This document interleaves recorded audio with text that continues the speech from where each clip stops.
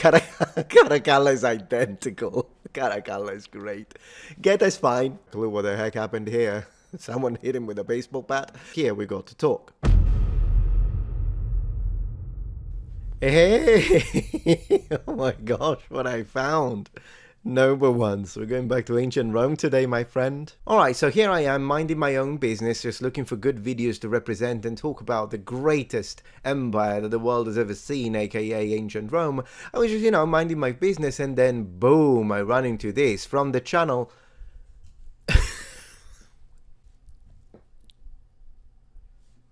Panagiotis Constantino. Is he Greek? Panagiotis. Yeah, from him. And it's a video that got 888, look at that, infinite, eternity. That's the representation of the eternity of Rome. The faces of Roman emperors, Augustus to Constantine, I never know how you guys pronounce it, Constantino, perfetto, grazie, basta. All Roman emperors, so I'm really curious, haven't seen it yet. I don't know if it's nonsense. I don't know if it's completely nonsense. In fact, there are a couple of ones. There are a couple of Roman emperors that, this could become controversial. I'm going to tell it that way is anyways. So, how did they represent Octavianus Augustus? How did they represent Septimius Severus? Let's go.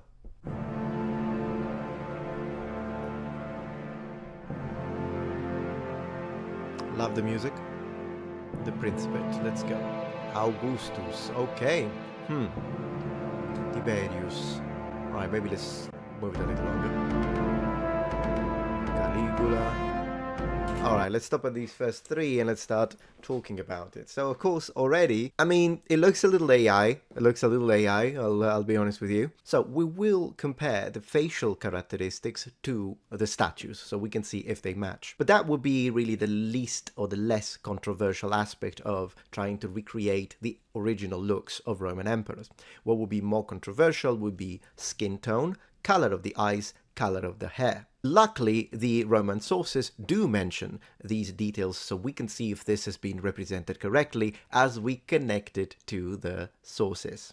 Okay, so here we can compare the facial features. So there we go. We got Augustus here. It's Augustus Prima Porta. Well, not bad, actually. Not bad. Look at the facial features. It looks quite similar. So really, I think they did a good job when it comes to everything. The nose, the mouth, in general, the shape of the head and the face. Of course, the only element that we need to reconstruct is because of the fact that this statue now lacks color. It would have been in full color in period, but now it lacks color. Is what is the color of his hair and what is the color of his eyes. Now, they decided to go for a brown hair and I think maybe gray eyes. And I appreciate that choice. For instance, let's begin with Octavianus Augustus and his colors. When it comes to his eyes, we in fact have two options. Let's read the source. According to Pliny, Emperor Octavianus has gray-green eyes. Right, so in this case we see that they went for the gray version. I'm okay with that. They could have gone for green as well. Now, when it comes to the hair, it appears to be some kind of dark brown, although on this side it looks more like a light brown. I would have had his entire head this color, a light brown, rather than a dark brown, but definitely not a blonde, as some people say. Here is how I justify that. The Romans used two different Latin terms to describe first the blonde color of the Celts and then the blonde color of these emperors. So even though these are translated as blonde in English, they are two different terms in Latin. Blavus is the term that is used normally to describe the blonde of the barbarians, whereas the term that is used to describe the blonde hair of some of the emperors is the term subflavum, which as a subcategory could be interpreted as a light brown. A different term for a different chromatic variety. Tiberius. Here we have a statue representing his face, and we go back to the video. Close enough, I suppose. The mouth as well seems quite small. We can see a small mouth. Eye shape, relatively big eyes. Eye shape, maybe I would have made the eyes a little bit bigger, but in general, the ears appear a little smaller, I think, on the statue. Yeah, he has big, I would have not as good as Octavianus. But now let's have a look at the hair. Now, I don't know why they went with his hair up, to be honest, because he has got a fringe, as the majority of Romans anyways. So I would have gone for the fringe. So I'm not a huge fan of how they did Tiberius. Also, based on what Pliny tells us, the eyes should be grey or blue. Let's move to Caligula. So very famous statue, if you're familiar with it. Boom. So maybe this is not as close as I would have wanted. And also look at this kind of strong gaze, very confident gaze, not necessarily smiling. I would have followed this one since it's one of the most famous representations. I mean, the hairline is okay. There we go. Let's look at the chin, kind of a smallish chin, small mouth, little aquiline, maybe. Nose. Okay, isn't it? The nose is good. Maybe a bit smaller mouth as well. Might need a little work still. All right, let's continue. Suetonius describes the beard of Caligula as being aurea, so golden.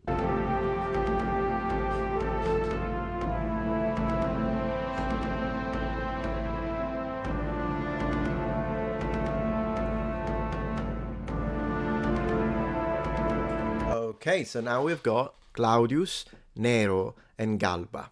Gosh, I swear, Claudius looks exactly like my uncle, Claudio. He looks exactly like him. I love that. Okay, so here we have him. Emperor Claudius, small chin. See this kind of shape. Look at the hair. And here he is. I think they did a good job with this one. Absolutely. Look at the small chin, small mouth, nose, and the arches over the eyes. Arches over the eyes. This looks pretty good, actually. And even the hair. I mean, a haircut, a little...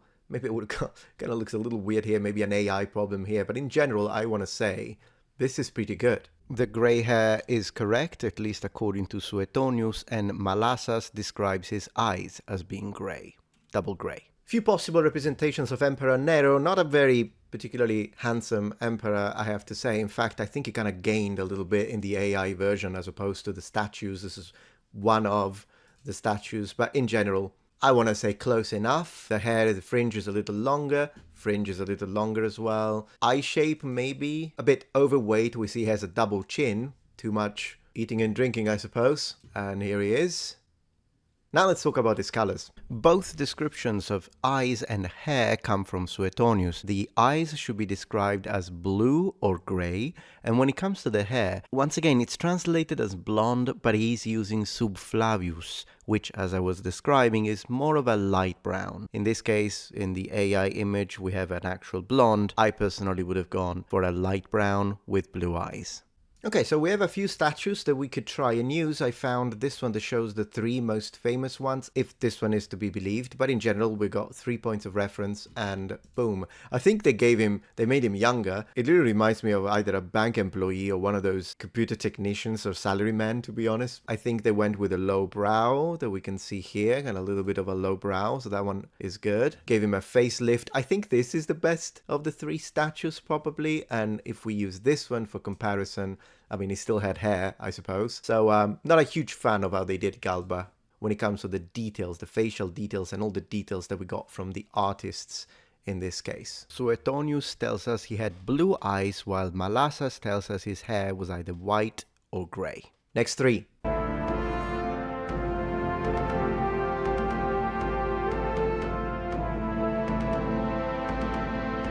Oh, Vitellius. Alright, Otto, Vitellius, and Vespasianus. I don't know why you keep Vitellius, but you then change Vespasian.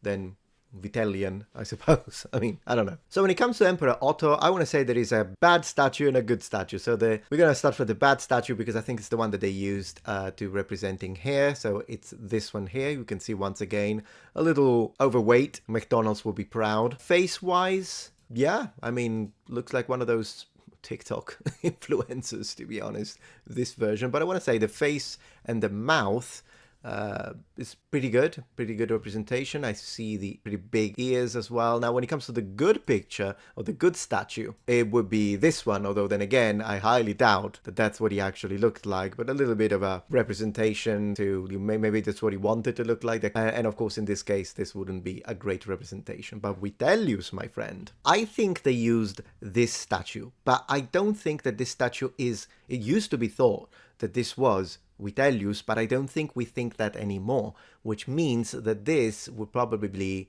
the least accurate of the emperors. Also because, according to Malas, his hair was red and his eyes grey. Now, when it comes to Vespasian, I mean, I've got to give it to them. The jaw, for what I remember, we'll check the statue now, but the jaw really looks like him, and the big forehead as well. Let's see if I can show you Yeah, there we go. So look at the big jaw, very square, and we can see it's here, all right? And then big, large, of course his hair is receding, but he has got a big, large forehead. They even went, that's definitely the statue that they use for the AI. Maybe, yeah, even the eyes are kind of shorter, closer together. I think this is pretty good. And the nose had to reconstruct, but it does make sense. So at the end of the day, I think this is a good one. Good representation of Vespasian in Malassa's great white hair and dark wine eyes. But anyways, yeah, let's continue.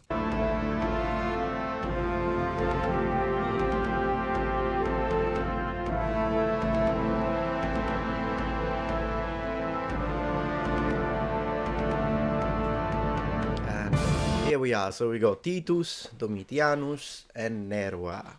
Whoa, change of scenery, what happened here? Did I teleport? No.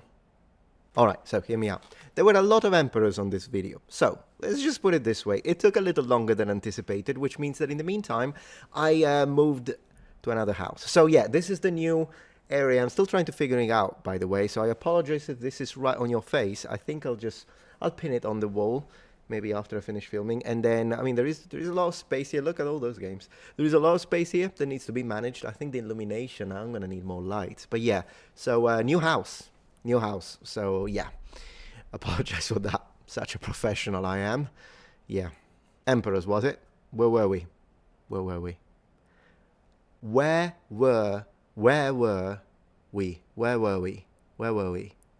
How is that a language? Where were we? Alright, so here we have emperors Titus, Domitianus, and Nerva. So let's get started with the statues again. For Emperor Titus, we have this very famous head, and if we compare it to the face, so starting with, once again, the jawline looks really good. Look at the lips. Yeah, I mean, that's definitely the statue they used. A little bit of the nose missing, but the reconstruction seems plausible. The eyes, very, very close. The hair here looks very curly, to be honest, so maybe that's the only thing I don't think they did right. I would have stuck to this. Give him a little bit of an M, maybe a tiny little bit of receding hair, but not too noticeable, and then just make it curly like we see here, and then I think it would have been spot on. But apart from that, I would say this is a good reconstruction of Emperor Titus. And according to the sources, his hair should be blonde, so maybe I would have made it a little lighter, but it still kind of looks like a dark blonde, so I suppose that's fine. When it comes to Domitian, we have a few options. Of course, this is a pretty good one, I think, because the head is period, even though the body is 18th century, which this is an ancient head. So it's a good representation, and if we use this in comparison, then we have a much smaller face, a much smaller profile, which I would say it's pretty good. Hair and the head, looking at the eyes, I want to say pretty good as well. I would have done a little bit of a more curly situation here, but in general, see the nose. Yeah, nose is very, very like an eagle nose, like we call it. And there you go. I want to say Domitian is a good reconstruction. But at least if we are to believe Malas, his hair is described as yellow, so blonde, and with grey eyes. So I don't know why they went for full black hair in this case, unless there is another source I'm not aware of. Moving on to Nerva. This is, I think, another good example when it comes to a statue that could represent him, because even though the head is a restoration, it is based on a portrait of Nerva. So if we consider that head and compare it to this, then this is not exact. I mean, the mouth a little bit, sure. The nose looks exactly like it, so that's the one. I think I found the one. And the eyes, maybe a little rounder. I would have made the eyes rounder. And then I'm never a huge fan when I see these reconstructions with the hair standing up. I think it would make a lot more sense to have the hair down on a fringe. Even in this case, when we look at this hair here, I still think it's hair going down, not hair going up. And it makes sense because it was kind of they let it flow naturally and just maintained the length of it. When you look at it this way. Also because, I mean, while in this case we see the hair is standing up and it's kind of straight. Here, a little bit curly, definitely wavy, and it appears to be going down. So that's why. But apart from that, they absolutely use this. I think I found it. That's the one they used as a base. And in general, I want to say I'll give it like a 6 out of 10 maybe, because I'm not a huge fan of the hair. Although color-wise, it does stick to the sources because it's mentioned to be grey. Okay, next 3. I'm having a great time.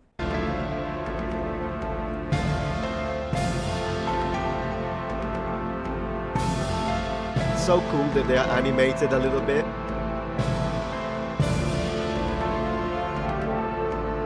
Okay, so we've got very, very famous Trajan, so Trajanus, and then Hadrianus, or Hadrian, really, really liked emperor, everybody likes him. So let's check the statues again. So starting with Emperor Trajan, which is kind of funny because in this image looks like, he looks like some kind of rock star to me, like pop artists.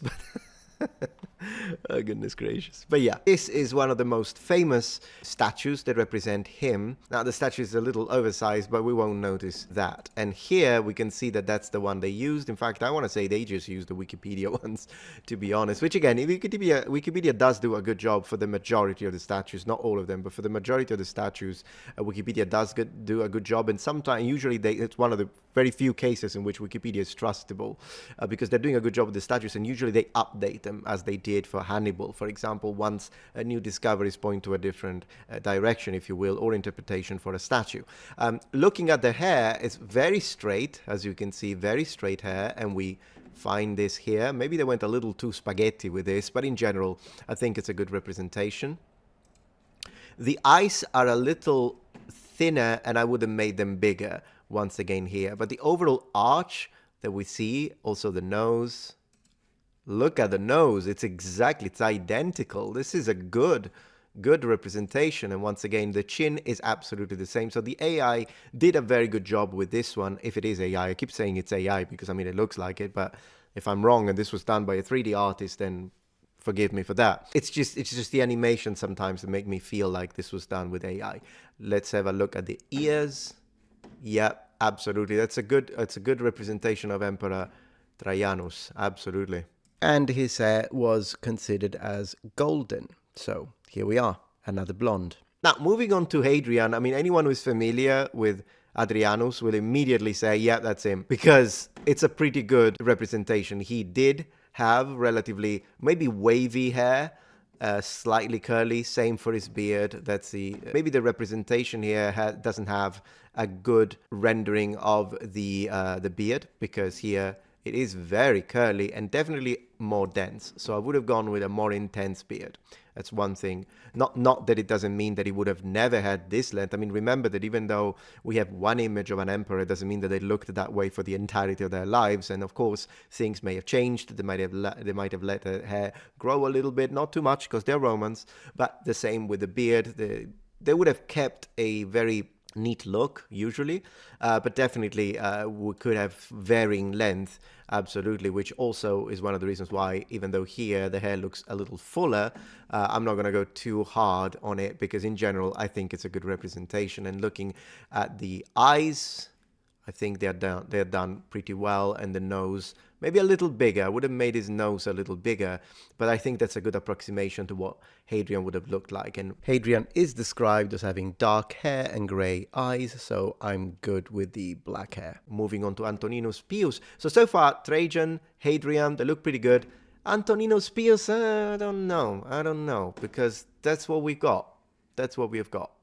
And it doesn't really look like him much, does it? I mean, the beard is completely different. Once again, these sort of portraits, if it's AI, it doesn't seem to be able to do the beard right for these emperors. And the nose, I want to say, is okay. Believe it or not, this time it might be a bit too large.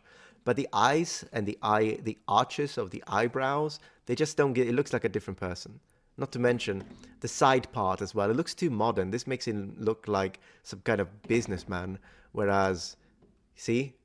The very, very wavy hair going down a little bit with a very high fringe is what we should see. So I'm not a huge fan of how they represented Antoninus Pius, if I gotta be honest. Grey white hair, dark wine eyes. All right, let's move to the next one. Hit me. I'm really excited for the next one. It's one of my favorite. Let's go.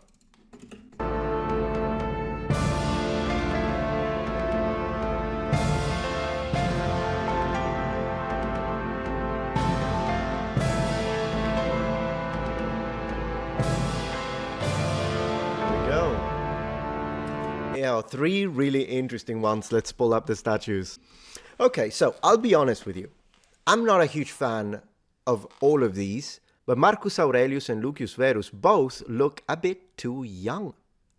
in comparison to, of course, at one point, I guess. But when it comes to, like, for example, when you think about Julius Caesar, Julius Caesar, you don't imagine him when he's 20, you want to imagine him when he's in power, when he was a general and all that. So Marcus Aurelius here and Lucius Verus, particularly Lucius Verus, looks really long. Like, he looks like a TikToker. I'll be honest with you. And I'll show you the statue in a minute. It's a very famous one, but it really doesn't look like this that much. I mean, of course, the hair is well done, but I'll show you what I mean. And now, when it comes to Marcus Aurelius, let me show you the statue and you'll see what I mean. So this is this is a man. This is a masculine man. This is a boy. This is a boy with a beard, but it looks too delicate in the nose, and that doesn't give me the idea of this, right? I mean, look at the beard, look at the mustache, look at the gaze. If you see what I mean by that, I don't see enough likeness. Even though, yeah, they gave him a beard, great. They gave him the hair, I suppose, and the hair is pretty good. I'll give him that. The hair is pretty good, but there's something that in this case the AI missed, if they even used this picture, to be honest, this statue, to be honest. But that's the one I would have gone for, and it just I don't think that it's a good representation of Marcus Aurelius. Now, when it comes to his hair, what's interesting is that there is a bronze statue that represents Marcus Aurelius, and even though bronze statues weren't painted differently from marble ones and stone ones, what's interesting is that sometimes they use different metals to represent different colors, and in this case we know for a fact that they use simple bronze, regular bronze, as opposed to gilded bronze for his hair specifically, which kind of gives us an idea that it's very possible that his hair was definitely on the darker side. I mean, I can't say definitely, but probably on the darker side, which is why I have no problems with his hair being represented black here. It might have been a dark brown as well, but his eyes may have been blue. Lucius Verus, this is what we've got to work with. So, sure, it's a massive head of hair, by the way. So here, maybe I would have gone for a more curly thing. It seems like this AI seems to has some problems with curly locks for some reason, so would have definitely made it more curly. And let's see the nose. Yeah, I mean, sure, I guess the nose is okay. But as I say, this looks a little AI generated in a weird way. Like something happened with this nose that wasn't supposed to happen and made him look like a pig. So there's that. And when it comes to the eyes, yeah, I'm not a huge fan, and the beard should definitely be longer than this. So, and once again, TikToker, Mr. TikTok here. I don't really know why they went for the black hair, because for what I recall, his hair is described as blonde. So this was a little bit of an odd choice. Not a huge fan. Now look at Commodus. This is the face of Commodus, and this is the face of a popular gaming YouTuber on a magazine. These three, I mean, I was excited to see Marcus Aurelius, but I'm not to say, I mean, yeah, they were doing better earlier than this. They were doing better. I would personally render his hair as some kind of dark blonde. Pertinax.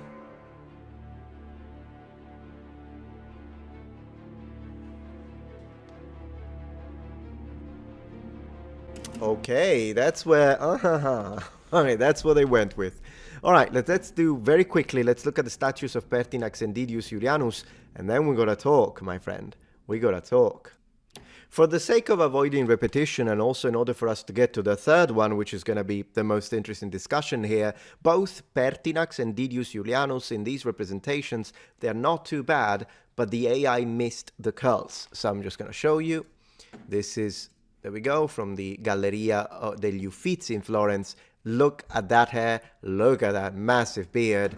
I mean, it's just a different guy. It's just a different guy. So if I was in charge of this, yeah, a little bit. I mean, the eyes are not bad. Then the nose, I guess, it's there. But it's even like he has a small forehead. And here instead we have a big forehead. This is not it. So like Pertinax, nope.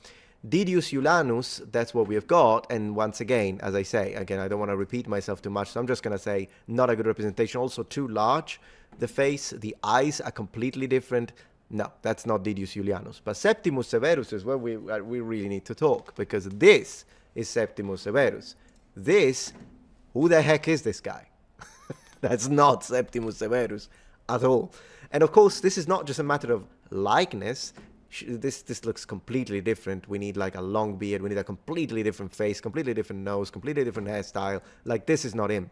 But also, when it comes to ethnicity, this guy looks like, I'm not sure, like, is he supposed to be like, he looks like someone from Pakistan, like someone from, like, there is a problem here. Now, what did Septimius Severus look like? Well, I have a full dedicated video. Was he born in Africa? Yes. Was he African? Well, in the same way as Elon Musk is African, I suppose, in the sense that, yes, he was born there, but he certainly wasn't black.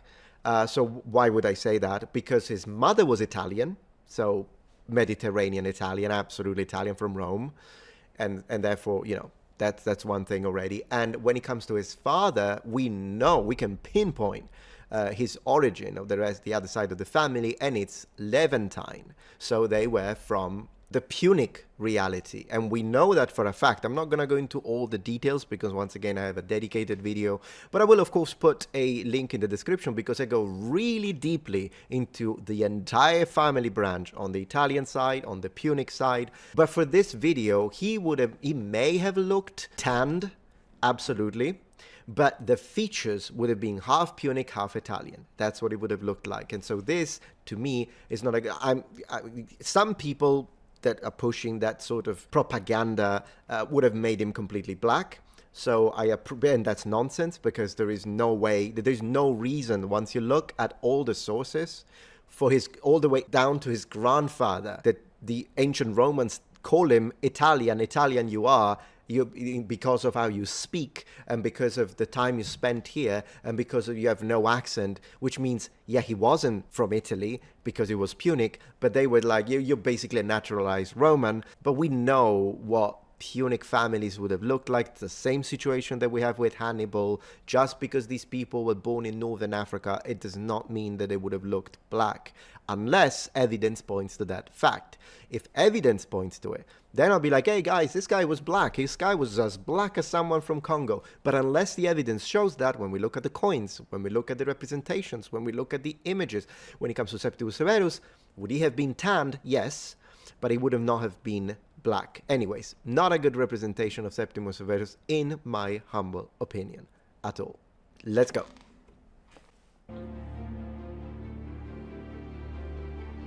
Caracalla. I wouldn't mess with that guy. Man, music is good. I hope it's not copyrighted. Alright, Caracalla, Geta, and Macrinus.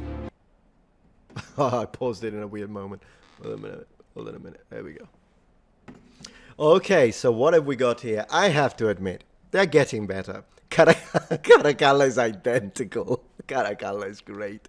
Geta's fine. Geta's okay. Macrinus, I don't know what happened to his hair. I mean, okay, let me show you Caracalla first, and you'll see what I mean. So this is what you got. Pretty angry. Boom. Look at this. It looks exactly like him. Maybe, yeah, as usual, we need more curls. But I mean, I'm going to stop saying that. Take that as granted. Okay, we need more curls with these people. At least some. But yeah, so Caracalla, the face is identical. Even the same grin. Like, he's mad at you. Give me back my power. Maybe I would have disconnected the you know, some people have these patches here. I don't, but some people do. Perhaps for authenticity, I would have done that. But apart from that, I mean, their face is absolutely, look at the nose. It's absolutely identical. Now, Geta, Publius Septimus Geta, pretty young, as we can see, a little chubby boy. And here he is, little chubby, pretty young. And it looks very, very similar. I think even the forehead, I don't know what happened to this. I haven't got a clue what the heck happened here. Someone hit him with a baseball bat. But I want to show you Macrinus. This is Macrinus. I mean, this is a very good full head of hair. So I imagine they must have used something that was more later. Face-wise, what do you think? Maybe? I mean, I don't know. The face doesn't convince me. I feel like I'm looking at two different people in this case. And the nose is probably the only good thing here, apart from the fact that it's very AI generated. But yeah, this could need some work.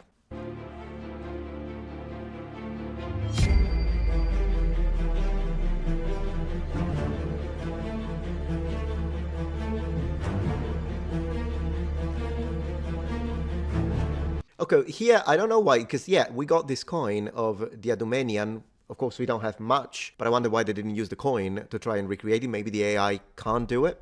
It needs an actual statue, so we'll skip this. And also because here we got to talk.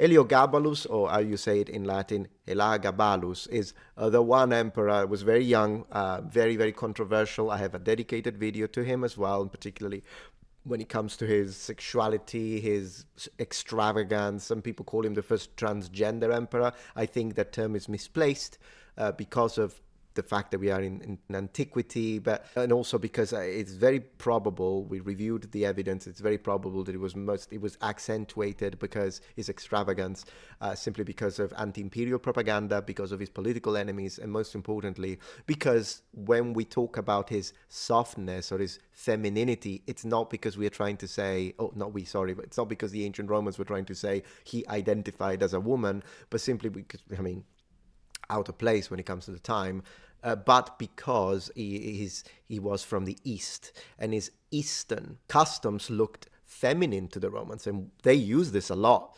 They call it the softness of the Eastern people. It's the softness of those people. It's the softness, it's the femininity. They're not real men. Like they're insulting him. They're not telling you, oh, we need to respect that he had pronouns. That's not it. Okay, so, and I know it sounds crazy that I have to say this, but I have to say this. Activism is what it is. But yeah, so let's see when it comes to the looks, because he did die very young. They got rid of him pretty quick, but let's have a look. So here is the famous bust of, head of Elagabalus, and yeah, I don't see a lot of resemblance, no. The mouth, perhaps, because you see it's a little pointy here this way, little pointy here. So I guess the mouth is okay, the eyes, not at all. Also note that, once again, because he was relatively young when he got killed, he probably still didn't grow a full face of hair. And you can see a little bit of mustache, but no beard. I would have accentuated this. They didn't enough here. He's fully shaven. And also, yeah, I don't think this, maybe the eyebrows are okay, but in general, a fuller fringe rather than this standing up as usual. I don't think, and I would have absolutely done this, because this is very distinctive, and you need to kind of maximize those elements that distinguish the looks of an emperor from another. So this is not a good representation of Emperor Elagabalus. It's a good representation of a 2014 popular gaming YouTuber once again. Now, last but not least, and we can really say this once and then kind of rinse and repeat for the majority of the emperors, when it comes to the complexion, so the skin tone, yes, they should look white, but Mediterranean white. So clearly, based on the sources, I'll justify this in a second, they weren't black because they considered the Ethiopian phenotype to be external and characteristic of Africa, with the exception for those areas of Africa that instead had a strong percentage of populations of either Berber origin or Levantine origin, for example, Carthage. But another element that the Romans considered to be external and foreign was the very pale skin of the Nordic types. And once again, here is the justification to that. Therefore, all in all, the Romans should be considered as Mediterranean people, having a very similar skin tone to that of the Greeks. So a skin tone that is white European, as we would call it, but not as white as some Nordic types. So not the type of white that gets burnt under the sun, but the type of white that can tan when under the sun. And that is the most coherent way to represent the Romans. And I can see this. In general, they're okay when it comes to the skin tone so far. Anyways, we're about halfway through. I'm going to call it a day because there was a lot of emperors. And I also want to give you, I don't want to rush it. I want to give you find more statues. I want to find more representations. So I'm going to continue this and make it into an episode 2 if you liked it. And we can do, so we did all of these first emperors all the way up to 235 AD. I think that's a lot of emperors. And we did cover some of the most famous ones. But we still have a lot of emperors to go. So let me know if you liked this, because you could be like, yeah, Metatron, this was so boring. You're so boring, and you're so woke, and you're also so far right. You're far left, far right. Yeah. So, anyways, let me know, of course. If you loved it, please thumbs up and subscribe to my channel. And if you didn't like this video, I don't know why you would still be here. So, I mean, it's pointless for me to address those that didn't like it at this time. So thank you so much for watching, and I'm gonna go fix this situation so that next video, the lighting is gonna be better, so I can still keep pretending to be a professional YouTuber. Thank you so much for watching, number ones. Ciao, ciao, ciao. Please take a moment to check out my Patreon page. With as little as a $5 support, you can help us ensure that we can continue to produce high quality and high researched content. And at the same time, you get access to polls, extra videos, unlisted streams, and much more. Thank you so much.